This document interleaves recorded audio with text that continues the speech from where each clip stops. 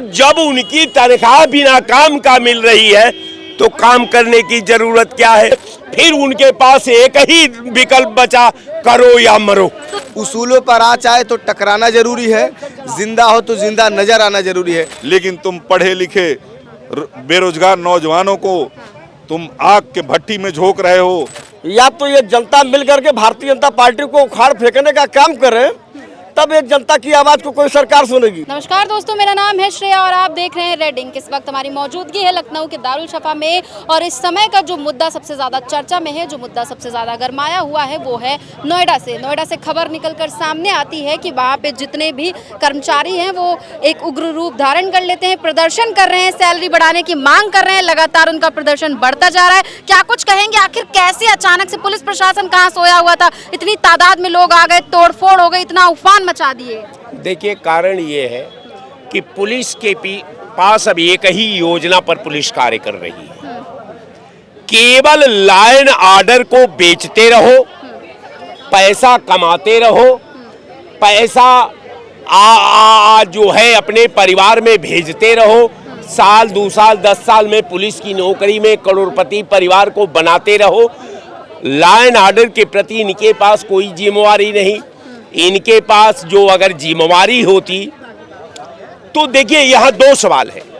एक तो सवाल मैनेजमेंट द्वारा कर्मचारियों के भविष्य का शोषण करना, कर्मचारियों का जो वेतन मान है वो आज दशकों से यथावत रखना, उस वेतन मान में जो है महंगाई भत्ता को ऐड न करना, आज तमाम बातें जो 8,000 से 10,000 तक सीमित है। कारण ये है कि 10,000 पर 300 रुपया रोज हुआ। दिहाड़ी का मजदूर भी 300 पर काम करने को तैयार नहीं। वो बेचारे आज 10-10, 15-15 साल, 20-20 साल से आपके कंपनी में काम कर रहे हैं। तमाम ये बात कर्मचारियों द्वारा उठाई जा रही थी। मैनेजमेंट ने उसे गंभीरता से नहीं लिया। जब किसी भावना को बार बार आप दबाते रहोगे, उसका दोहन करते रहोगे, उसके सपने को चकनाचूर करते रहोगे, उनके बच्चों के भविष्य से खेलते रहोगे, तो घटना तो इस तरह होना स्वाभाविक है। क्योंकि इस तरह की घटना हमारे जो विधा का संचालन करने वाले लोग हैं, ये मंत्री जितने हैं, सरकार के कर्मचारी आईएएस, आईपीएस, पीसीएस और पीपीएस हैं, ये मान बैठे हैं कि केवल हमारा सैलरी काम करेंगे तभी मिल जाएगा, काम नहीं करेंगे तब भी मिल जाएगा। तो जब उनकी तनख्वाह बिना काम का मिल रही है तो काम करने की जरूरत क्या है?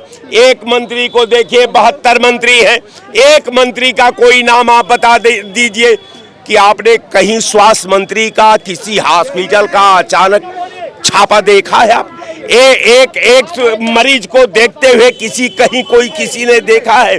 यहाँ का डीएम पहले डीएम चाय की दुकान पर खड़ा होता था, सस्ता गल्ला की दुकान पर खड़ा होता था, कपड़े की दुकान पर खड़ा होता था, वो दुकानदारों से रेट पूछता था, वो केला की दुकान पर खड़ा होता था।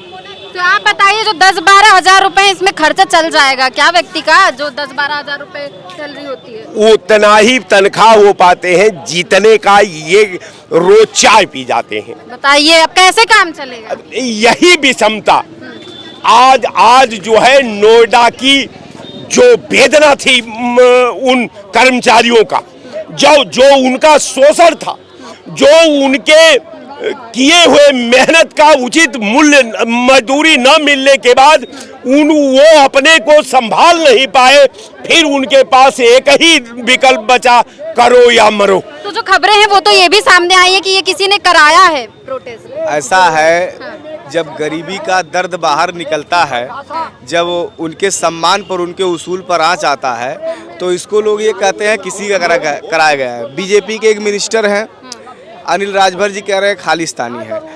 कुछ साल पहले जब देश में मोदी सरकार ने किसानों की जमीन हड़पने का काम किया था, तो देश में 700 किसान शहीद हुए थे। उनसे माफ़ी मांगने की बजाय उस समय उनको आतंकवादी बोला गया। तो कहीं ना कहीं ये सरकार देश के किसानों को, देश के जो मजदूर हैं उनको कहीं खालिस्तानी कहीं आतंकवादी बोलने का काम करती है। दूसरी बात, कोई भी नेता, पहले सवाल तो सत्ता पक्ष से होना चाहिए जिसकी सरकार है।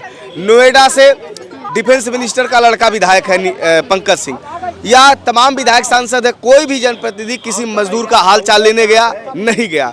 मुख्यमंत्री या सरकार के जो कैबिनेट मिनिस्टर हैं तो जो सब क्यों सोए हुए हैं, सब क्यों चुप हैं? भाई, उन्हें हिंदू मुसलमान करने के बाद से सरकार बनाने का जो अवसर मिलता है वही जो आज खालिस्तानी मजदूर को बता रहे हैं, वही 6 महीने बाद चुनाव आएगा तो कहेंगे आप मेरे जिले मेरे विधानसभा के वोटर हैं, आप फिर वोट हमको दीजिए। तो कहीं ना कहीं मैं आपसे बताना चाहता हूं, उसूलों पर आ चाहे तो टकराना जरूरी है, जिंदा हो तो जिंदा नजर आना जरूरी है। किसी भी मंत्री विधायक का लड़का या पैसे वाले का लड़का 10,000 रुपये में 1 महीना काट के दिखा दे तो मैं जानूं किसके पास 400 लोग मजदूरों की गिरफ्तारी हुई है, उनके पास कितना दुख है, दर्द है, कितनी समस्या है, कितनी वेदना है। कोई नेता किसी दल का वहाँ उनके दुख में शामिल होने नहीं गया। और जो बच्चियाँ हैं, जो महिलाएं हैं काम कर रही हैं, उन्हें कितनी भी परेशानी होंगी मुझे बताते हुए शर्म आ रही है, उनको छुट्टी नहीं मिलेगी। अगर वो रिक्वेस्ट करेंगी तो उन्हें मजदूरी से बाहर निकाल दिया जाएगा। 52 रुपया 1 घंटे का होता है। अब बताइए कितनी मतलब भयावह स्थिति है, और प्रशासन के लोग धमकाने का काम कर रहे हैं। अगर आप लोग भीड़ जुटाएंगे तो आप लोगों पे मजबूत धारा लगा करके जेल भेजने का काम किया जाएगा। ये सरेआम उत्तर प्रदेश में जो मुख्यमंत्री योगी आदित्यनाथ हैं उनको चैलेंज है कि वो किसानों मजदूरों को सम्मान दें, न कि उनके दुख के साथ, उनके गरीबी के साथ मजाक उड़ाए। और ये सरकार इसी तरह से लगातार हर जिले में जो मजदूर हैं उनके साथ बहुत दुर्व्यवहार व्यवहार किया जा रहा है। सरकार को क्षमा मांगना चाहिए, सरकार को क्षमा मांगना। और वही सरकार को जनता ने क्यों चुना है? गरीबी, बेरोजगारी, महंगाई हटाने के लिए मजदूरों को मारा जा रहा, पीटा जा रहा, उनके मान सम्मान स्वाभिमान के साथ सरकार को माफी मांगनी चाहिए क्योंकि सरकार जाती कर रही है। और कहीं ना कहीं देखा जाए इस पूरे प्रकरण में 300 से ज्यादा लोगों की अब तक गिरफ्तारी हो गई है। और ये जो प्रदर्शन था ये छोटे से प्रदर्शन से शुरू हुआ और देखते ही देखते एक बड़ा रूप धारण कर लेता। तो प्रशासन कहाँ तक इसमें जिम्मेदार है, क्या कहेंगे इसमें? देखिए, ये प्रशासन तो जिम्मेदार है ही है, लेकिन कुछ हमारी जो व्यवस्थाएं हैं वो भी जिम्मेदार है। मैं मूल रूप से उन लोगों का रीज़न नहीं जानता हूं कि वो लोग क्यों आंदोलन किए। वो लोग आंदोलन इसलिए कर रहे हैं क्योंकि जो सैलरी है, अपनी सैलरी बढ़ाने, क्योंकि 10-12 हज़ार में उनका कहना है कि उनका खर्च नहीं चल पा रहा है। जो भी सरकार आती है तो चुनाव से पहले गांव गाय गंगा, किसान, छात्र, नौजवान, मजदूर के नाम पे चुनाव लड़ती है। लेकिन जब सत्ता में आती है तो गांव गाय गंगा, किसान, छात्र, नौजवान, मजदूर को भूल जाती है और पूंजीपतियों के मेले में खो जाती है। मैं पूरे देश की स्थिति बताऊं, ये सरकार तो अपने हिसाब से अच्छी चीजें तय करती है लेकिन उसकी मॉनिटरिंग नहीं हो पा रही है।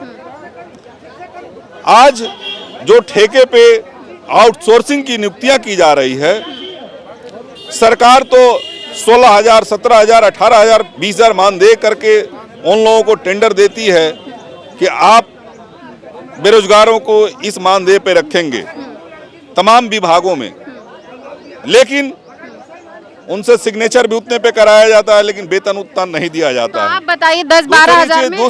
दूसरी चीज हर तीसरे साल उनको बदल दिया जाता है और दूसरी नियुक्तियां की जाती है, और दूसरी नियुक्ति करने में सारी एजेंसियों की यही स्थिति है। आप जांच करा लीजिए, माननीय मुख्यमंत्री जी, माननीय प्रधानमंत्री, जांच करा लीजिए इस विषय का।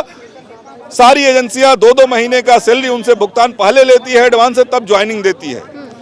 तो ये बड़े पैमाने पे देश में भ्रष्टाचार हो रहा है, मजदूरों के साथ, नौजवानों के साथ, बेरोजगारों के साथ छल हो रहा है। निश्चित रूप से अगर कहीं किसी का शोषण करेंगे, किसी को दबाएंगे तो वो आग फूटेगी। तो आग धीरे धीरे कहीं वो लपटे न बन जाए जो कि देश को एक विकट परिस्थितियों में झोंक दे। रह गई बात 12,000 की, मैं निश्चित रूप से जो ये तय करते हैं बैठ के एसी वाले कमरे में, हमारे आईएएस महोदय कि 12,000 रुपये पे नौजवान लखनऊ से चल के, महाराजगंज से चल के जाके नोएडा में काम करेगा 12,000 रुपये पे।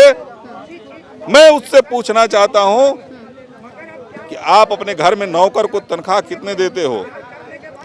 जो प्राइवेट सर्वेंट रखे हो वो भी 20,000 से कम नहीं देते हैं, वो भी 20,000 से कम नहीं देते हैं। घर में खाना बनाने आती है वो भी 15,000 से कम नहीं लेती है। लेकिन तुम पढ़े लिखे बेरोजगार नौजवानों को तुम आग के भट्टी में झोंक रहे हो। सोचना चाहिए मानवता के नाम पे कि एक व्यक्ति अगर यहाँ से जाता है नोएडा 3 से 4,000 में मकान किराए पे लेगा, 100 रुपया उसका प्रतिदिन का मंजन से लेके और चाय से लेके उसका खर्चा हो जाएगा, तो 7,000 हो गया, बच गया 5,000 रुपये। क्या वो खाएगा? क्या अपने बच्चों को पढ़ाएगा? क्या अपने घर भेजेगा?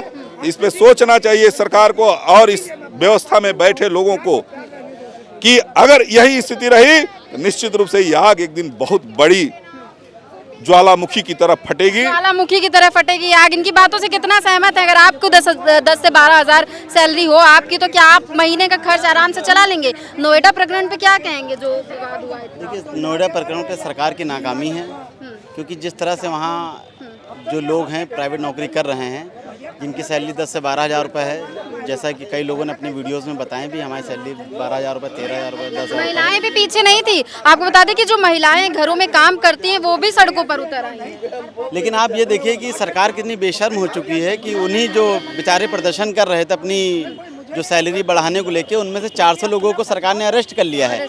अब आप ये बताइए, जो बंदा 10-12,000 रुपये की नौकरी दूसरे शहर में कर रहा है, वो अरेस्ट किया गया है, वो 5-10 हज़ार रुपये जमानत कहाँ से लाएगा? दूसरे शहर में जमानत गिर कहाँ से लाएगा? तो उसका मतलब कहीं ना कहीं वो जेल में रहेगा। जो उनके घर, कोई गांव गोरखपुर का है, कोई बलिया का है, कोई आजमगढ़ का है, कोई सहारनपुर का है, तमाम जो प्रदेश के जो दूसरे ज़िले हैं वहाँ से लोग निकल के जो बड़े शहर नोएडा जैसे शहर में जो रहने गए हैं, पहली बात तो वहाँ रहना खाना ही बहुत मुश्किल है। वहाँ कोई कमरा 4-5 हज़ार रुपये से कम नहीं मिलता है। और अगर आप वहाँ टिफ़िन भी लगवाएंगे तो मतलब 50-60 रुपये से कम का कोई टिफ़िन भी नहीं है। बहुत नॉर्मल से बता रहा हूँ। तो 3-4 हज़ार रुपये महीने वो खर्चा हो गया, और 4-5 हज़ार रुपये आपका महीने का किराया हो गया। बाकी कन्वेंस है, तमाम और खर्चे हैं, कपड़ा है और अपनी ज़रूरतें हैं, तमाम खर्चे लेके कुल मिला के उनको वहाँ पैसा जो था वो बच नहीं रहा है। और उसके बावजूद किस तरह से प्राइवेट कंपनियाँ वहाँ कंसल्टेंसी सरकार को अपना कमीशन दे के किस तरह से जो लोग हैं उनका शोषण कर रहे थे। और एक बहुत बड़ी समस्या निकल के आई कि किस तरह से वहाँ पे जो उग्र प्रदर्शन हो गया, तो सरकार ने वहाँ पे उस दंगे को, मतलब उस दंगा ही कहेंगे क्योंकि उग्र हो गया, वहाँ पे तमाम चीज़ें हो गई, आगजनी हो गई, सरकार उसको रोकने में नाकाम रही। तो सरकार की कहीं ना कहीं निश्चित रूप से जिम्मेदारी है कि जो लोग वहाँ हैं या जो कंपनियाँ हैं उनको दिशा निर्देशित करे कि एक मिनिमम जो उनका एवरेज है वो वहाँ मानक तय करे कि इससे कम 18,000 20,000, जैसे भी सुन रहे थे कि जो 4th क्लास में जो सबसे मतलब अनस्किल्ड होगा उसकी जो सैलरी होगी वो 20,000 रुपये, जो लोकसभा में जो पास हुआ है 20,000 रुपये उसकी सैलरी होनी चाहिए जो अनस्किल्ड है। लेकिन आप क्या सोचिए कि जो सरकार ने मानक तय किए हैं उस मानक के अनुसार वहाँ पे कोई काम हो रहा नहीं हो रहा है, क्योंकि जो 20,000 है अगर 12,000 मिल रहा तो मानक तो वहीं टूट गया। तो सरकार को इंश्योर करना चाहिए कि जो मानक 20,000 रुपये है अनस्किल्ड का, मतलब जो कोई नहीं जानता काम, उसको भी 20,000 मिलना चाहिए। तो सरकार को अगर वास्तव में गरीबों की और मध्यम वर्ग के लोगों की चिंता है तो इस मानक को वहाँ लागू करा के, और जो कंपनियां उन लोगों को शोषण कर रही हैं उन पर सख्त कार्रवाई करके उनका लाइसेंस निरस्त किया जाए। अच्छा, नोएडा जो है ये एक प्राइम एरिया है और यहाँ पे जो ये घटना हुई है अब ये धीरे धीरे राजनीतिक रंग ले चुकी है। मायावती ने भी ट्वीट किया है, अखिलेश यादव भी इस पर बोल रहे हैं, ब्रजभूषण शरण सिंह भी बोल रहे हैं कि हम साथ में हैं वहाँ के कर्मचारियों के। इवन यहाँ तक कि राहुल गांधी भी बोल दिए हैं कि हम साथ में हैं। तो क्या लगता है कि ये किस मोड़ पे जाके ये जो लड़ाई शुरू हुई है कर्मचारियों की, कहाँ थमेगी जाके? देखिए, सबसे पहले अगर बहन जी की आप बात करेंगी तो नोएडा जो है बहन जी का गृह जनपद है, और जो आज जो नोएडा आप देख पा रही हैं ये बहन जी का ड्रीम था कि नोएडा ऐसा हो। जो आप दिल्ली की कंपेयरिंग करते थे तो बहन जी ने दिल्ली को उत्तर प्रदेश में बसाया, वो है नोएडा। और उनका ये पूरा प्रोजेक्ट है कि जो विदेशी कंपनियां, तमाम देश की जो कंपनियां वहाँ आके वहाँ IT हब बने। अगर वो बन गया, उन्होंने अपनी सरकार में उसको बना दिया, और उस हब को अगर भाजपा की नाकामी से वहाँ पे अगर कोई दंगा हो रहा है, कोई किस तरह से प्रदर्शन हो रहा है, बहुत शर्मनाक है। सरकार को इस बात का जिम्मेदार अपने आप को मानते हुए, और उसकी, क्योंकि वहाँ एक और विवाद चल रहा है, वहाँ की जो DM है वो ज्ञानेश कुमार जो मुख्य चुनाव आयुक्त उनकी बेटी है। तो अगर उसकी बेटी अगर वहाँ पे डीएम है, उसके बावजूद वहाँ पे दंगे हो रहे हैं, तो लोग इससे भी कनेक्ट कर रहे डीएम प्रशासन ये सब कहाँ बैठे, क्यों इतना सब कुछ हो गया? हैं। वही तो बात, सवाल तो इसी बात पे उठ रहा है कि अगर डीएम इतनी सख्त हैं और लोग उनकी इमेज को इस तरह बताते थे कि बहुत सख्त छवि की डीएम है, और सख्त डीएम होने के बावजूद अगर ये दंगे हो रहे हैं तो फेलियर है एडमिनिस्ट्रेशन का भी। अगर एडमिनिस्ट्रेशन फेलियर है तो उसको सरकार को एक्सेप्ट करना ही पड़ेगा, दूसरा इसमें ऑप्शन नहीं है। अब सरकार इसको यहाँ सपा बसपा या कांग्रेस पर नहीं वो ये दे सकती कि हमारी गलती नहीं है। भाई सरकार में पिछले 11 साल से उत्तर प्रदेश की आप हो, 2014 से केंद्र में आपकी सरकार है, तो आपके पास ना कोई लॉ बनाने की वो है, आप कुछ भी कर सकते हैं, आप लॉ बना के कह रहे हैं लॉ एंड ऑर्डर कहीं ना कहीं जो है वो फेलियर साबित हुआ है ना, क्या कुछ कहेंगे नोएडा पर? नोएडा में जो कुछ भी हुआ है, जितने भी कर्मचारी हैं वो प्रदर्शन किए हैं सैलरी की मांग में। देखिए वो तो बिल्कुल जायज़ है उनका मांगना हक कि इतना परिश्रम करें, उसके बाद भी इतनी कम वेतन मिले, इतने में तो कुछ होएगा नहीं, नाश्ता पानी का इंतजाम हो रहा है। तो व्यक्ति एक आशा लेके आता है कि 12, 18, 20 के अंदर अब रोटी नमक खा सके। जेल में डाल दिया गया। अब ये तानाशाही है। देखिए सरकार का जो जब कहते हैं ना कि प्रभुता पाए काय मत नहीं, अब प्रभुता का पराकाष्ठा है इस समय, तो प्रभुता आदमी को अंधा बना देती है, ये है बस। तो क्या लगता है अब ये जो तानाशाही कहाँ पे जाके रुकेगी? लोग कह रहे हैं ना इसको तानाशाही का दर्जा दे रहे हैं। देखिए कानून तो अपना काम कर रहा है, मांग रख रहे हैं तो सरकार को सुन लेना चाहिए। मांग हमेशा जब बात कोई कहने जाता है तो सुनना चाहिए कि सरकारी विभाग या प्राइवेट में लिमिटेड है, वो सरकारी के अंडर में वो आता है तो विभाग के हिसाब से उतनी सैलरी बढ़ानी चाहिए। हाँ उनसे तनख्वाह बढ़नी चाहिए, बिल्कुल बढ़नी चाहिए, और पहले सुन लेना चाहिए। अगर सुन लेते तो आज विवाद नहीं होता। विवाद हुआ तो बेचारे जेल जाएंगे, कानून के कटघरा में जाएंगे, तो कहाँ लड़ाई लड़ पाएंगे। तो ये कहीं ना कहीं ये लोग बिल्कुल टाइम टालने की बात करते हैं, टाइम टालने की बात कर रहे हैं। कह रहे हैं बिल्कुल सैलरी बढ़नी चाहिए, सर से जानेंगे, बढ़नी चाहिए उनकी तनख्वाह। किसकी तनख्वाह? जो नोएडा में इतना प्रदर्शन कर दिए हैं लोग तनख्वाह बढ़ने को लेके, क्या कहेंगे आप? ये प्रदर्शन तो होता रहता है, लेकिन जब इस सरकार को, जब तक ये भारतीय जनता पार्टी की सरकार रहेगी ना, तब तक कोई ये जो है सुनने वाला नहीं है वहाँ पर। अच्छा। मजदूरों की या तो ये जनता मिल करके भारतीय जनता पार्टी को उखाड़ फेंकने का काम करे, तब एक जनता की आवाज़ को कोई सरकार सुनेगी। ये भारतीय जनता पार्टी की सरकार में केवल संजय प्रसाद एक है जो सरकार को चलाने का काम कर रहा है। जो है जब तक संजय प्रसाद प्रमुख सचिव गृह रहेगा तब तक उत्तर प्रदेश की जनता ये सोच ले कि मेरे साथ न्याय हो जाएगी, तो अन्याय होने वाली नहीं है, क्योंकि सरकार को संजय प्रसाद ही चला रहा है। सरकार को संजय प्रसाद, अब संजय प्रसाद कौन, आप बताइए? वही तो आप बताइए संजय प्रसाद है कौन? उत्तर प्रदेश सरकार में प्रमुख सचिव गृह संजय प्रसाद हैं। वही सरकार को बदनाम करने का काम कर रहे हैं। चाहे मजदूर जेल में चला जाए, चाहे आम जनता चली जाए, चाहे संजय प्रसाद के पुलिस के कर्मचारी किसी को ले जा करके हाफ काउंटर करके जो है किसी न किसी तरीके से संजय प्रसाद का चर्चा में नाम रहना चाहिए, और यही संजय प्रसाद जी उत्तर प्रदेश सरकार को बदनाम करने का काम कर रहे हैं। अच्छा, मतलब तो वहाँ पे जो कुछ प्रकरण हुआ तो ये बदनाम करने की बात बिल्कुल हो रहा है। और जब तक भारतीय जनता पार्टी रहेगी तब तक जनता को न्याय वाय मिलने वाली अब नहीं है। इतनी बेरोजगारी बढ़ चुकी है, इतना ज़्यादा भ्रष्टाचार बढ़ चुका है। हम लोग भारतीय जनता पार्टी के कार्यकर्ता थे, भारतीय जनता पार्टी में ही मर मिटने के लिए, लेकिन आज ये स्थिति हो गई है कि कोई किसी का सुनने वाला नहीं है। अगर ज़्यादा बोलोगे, ये तो दारू सफा प्रदेश की राजधानी है, नहीं तो हाफ काउंटर कर दिए जाओगे। जो है ये भारतीय जनता पार्टी का इतिहास है। अभी आप बोल दिए जाइए हजरतगंज में हाफ काउंटर हो जाएगा, लेकिन ये तो प्रदेश का मुख्यालय है कि यहाँ थोड़ा 75 जिले का केंद्र है, यहाँ के नेता लोग रहते हैं, इस वास्ते यहाँ के लोग हाफ काउंटर नहीं करते हैं। और जा करके 74 जिला में देख लीजिए एसपी महोदय लोग क्या करते हैं कि अपना बनाने के लिए मुख्यमंत्री की जानकारी में मैं जिले का एसपी की कमान संभाल रहा हूँ, बहुत अच्छा एसपी हूँ, निर्देशों का हाफ काउंटर करवा देते हैं। अब बाद में आदमी जेल जाता है तो जमानत पर 10 दिन से 15 दिन में छूट करके चला आता है। यही उत्तर प्रदेश की सरकार है, तो हो रहा है यही बिल्कुल वही। ये तो हम 74 जिला की बात बता दी है ना।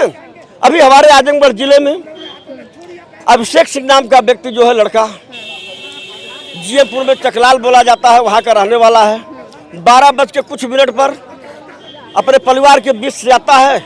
वहाँ का कोतवाल और ये सूजी लोग मिल करके क्या करते हैं कि ले जा करके आंख पर पट्टी बांध करके हाफ काउंटर कर देते हैं। तो ये जो सब कुछ चल रहा है तो पब्लिक कैसे जवाब देगी? पब्लिक 2027 में जवाब देने के लिए तैयार है। जो जनता, जो पब्लिक भारतीय जनता पार्टी को सरकार में ला करके बैठाया, दोबारा बैठाया, तो मान लीजिए सरकार बदलती है तो क्या सब सही हो जाएगा? सही हो चाहे न हो, सही गलत से मतलब नहीं है। सरकार की तानाशाही ये सोचेगी ना, यही सरकार चाहे किसी की सरकार आ जाए तो लोग सोचेंगे ना कि जनता लाती है, बैठाती है, फिर जनता उतारने का भी काम कर देती है, तो कुछ तो आदमी समझेगा, चाहे अधिकारी हुआ चाहे नेता हुआ। लेकिन इस जब तक भारतीय जनता पार्टी की सरकार रहेगी तब तक जनता को न्याय मिलने वाला नहीं है। और न्याय मिलेगा तो केवल उत्तर प्रदेश के प्रमुख सचिव गृह को और उत्तर प्रदेश के मुख्यमंत्री को न्याय मिलने वाला, क्या किसी को मिलने वाला नहीं है। उत्तर प्रदेश की जनता इतना उब चुकी है, अब बाबा जी भी उत्तर प्रदेश की जनता से उब चुके हैं। अच्छा, बाबा जी भी उब चुके हैं, जो है उत्तर प्रदेश से उब चुके हैं ना। बाबा जी को ये सरकार के उन्हीं के कर्मचारी उनको बदनाम करने का काम कर रहे हैं। इधर अधिकारी कर्मचारी कहते हैं कि हमको बाबा जी की बात को मानना नहीं है, और बाबा जी कहते हैं कि नहीं भैया बाबा हम तो बुलडोजर बाबा के नाम से जाने जाते हैं। तो बाबा जी और उनके अधिकारी आपस में खुद तनातनी इतनी ज्यादा हो चुकी है कि बाबा जी की बात को उनके अफसरशाही कोई बात मानने के लिए तैयार नहीं। यहाँ केवल अगर बात मानी जाती है उत्तर प्रदेश तो प्रमुख सचिव गृह संजय प्रसाद की बात मानी जाती है। चलिए, बहुत बहुत शुक्रिया आपका। आप देख रहे थे रेडिंग, हमने लोगों से बात की नोएडा प्रकरण को लेकर कि जो नोएडा में जो कर्मचारियों का इतना गुस्सा फूटा है। फिलहाल के लिए तो अभी उनका गुस्सा थोड़ा सा थमा हुआ है, क्योंकि अगर देखा जाए तो बहुत सारे लोगों को इस मामले में गिरफ्तार अब तक किया जा चुका है और प्रशासन लगातार अलर्ट मोड पर है। और कहा गया है कि अगर किसी ने दोबारा प्रदर्शन किया तो उसके खिलाफ बाकायदा शिकायत दर्ज की जाएगी, उस पर कार्रवाई की जाएगी। इसलिए अभी हालात थोड़े से थमते हुए नजर आ रहे हैं, लेकिन देखते हैं कि ये लड़ाई कहाँ तक जाकर रुकती है और क्या इनकी सैलरी जो है, जिस चीज़ को लेकर ये अपनी मांगे लेकर आए हैं, क्या ये मांगे पूरी होती हैं कि नहीं। फिलहाल के लिए बस इतना ही। आप देखते हैं रेडिंग, मैं हूँ आपके साथ श्रेया, कैमरा पर्सन समीर अख्तर के साथ लखनऊ।